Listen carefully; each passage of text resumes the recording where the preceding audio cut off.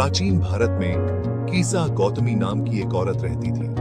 वो बहुत गरीब थी, उसके कपड़े फटे हुए और खाना भी कम मिलता था। फिर भी उसका दिल अपने छोटे बेटे के लिए प्यार से भरा हुआ था। वो उसकी दुनिया का केंद्र था, जीने की वजह था। उसकी हर मुस्कान से उसे खुशी मिलती थी। उसका हर आंसू उसका कलेजा तोड़ देता था।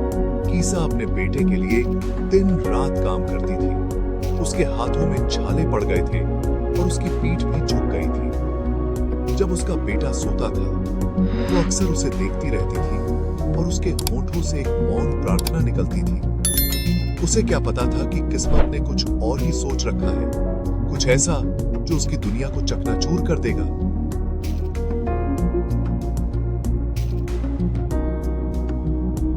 दुनिया मानो रुक गई। कीसा की दुनिया उसके इर्द गिर्द बिखर गई।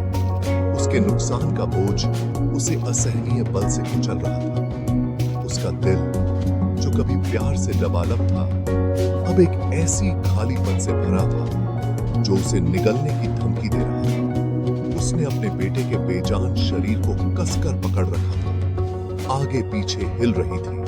उसकी चीखें खामोश गांव में गूंज रही थी। मेरे बेटे, मेरे प्यारे प्यारे बेटे।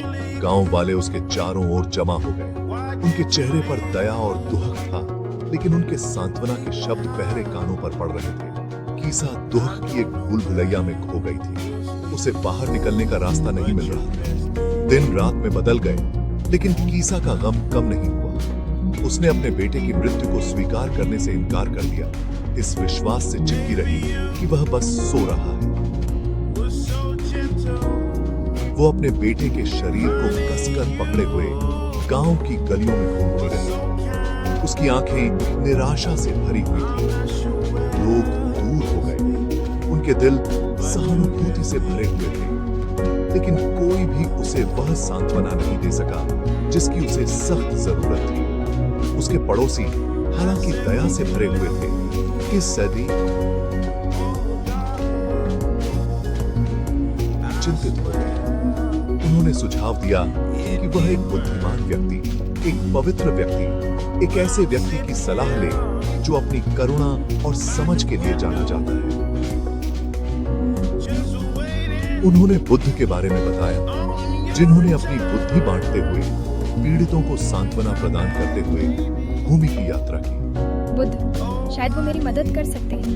कीसा, उसका मन दुख के बादलों से घिरा हुआ था, आशा की इस किरण से चिपकी हुई थी। हो सकता है शायद यह बुद्ध कोई चमत्कार कर सके। नए दृढ़ संकल्प के साथ कीसा बुद्ध को खोजने के लिए यात्रा पर निकल पड़ी। उसके पैर दर्द कर रहे थे, उसका गला सूख गया था, लेकिन उसने आगे बढ़ना जारी रखा। उसके बेटे के चेहरे की छवि उसके हर कदम को हिला रही थी। उसने बुद्ध की शिक्षाओं के बारे में किस्से सुने थे, शरीर और आत्मा दोनों को ठीक करने की उनकी क्षमता के बारे में, और उसके भीतर आशा की एक चिंगारी जल उठी। आम के उस बाग में पहुंचने पर जहां बुद्ध अपने अनुयायियों के बीच बैठे थे, कीसा ने अपने ऊपर राहत की लहर दौड़ती महसूस की। वो उन्हें ढूंढ चुकी थी। वो बुद्ध के पास दौड़ी। उसका दिल आशा और निराशा के मिश्रण से धड़क रहा था। वो उनके चरणों में गिर पड़ी। उसका शरीर सिसकियों से भर गया।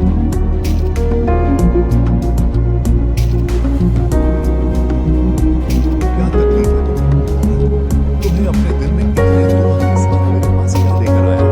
कीसा ने गम से भरी आवाज में अपने दुखों की दास्तान सुनी। उसने उसे अपने बेटे के बारे में बताया, उसके प्यारे बेटे के, जिसे बहुत जल्द उससे छीन लिया गया था। कृपया, हे महात्मा बुद्ध, आपके पास चंगा करने, चमत्कार करने की शक्ति है। मैं आपसे विनती करती हूँ, मेरे बेटे को मेरे पास वापस लाओ। मैं उसके बिना नहीं रह सकती। मुझे अपने बेटे को बचाने का कोई रास्ता खोजना होगा। कीसा गौतमी, तुम्हें बुद्ध की तलाश करनी चाहिए। उनके पास वह ज्ञान हो सकता है जिसकी आपको आवश्यकता है। हताश और आशा से चिपकी हुई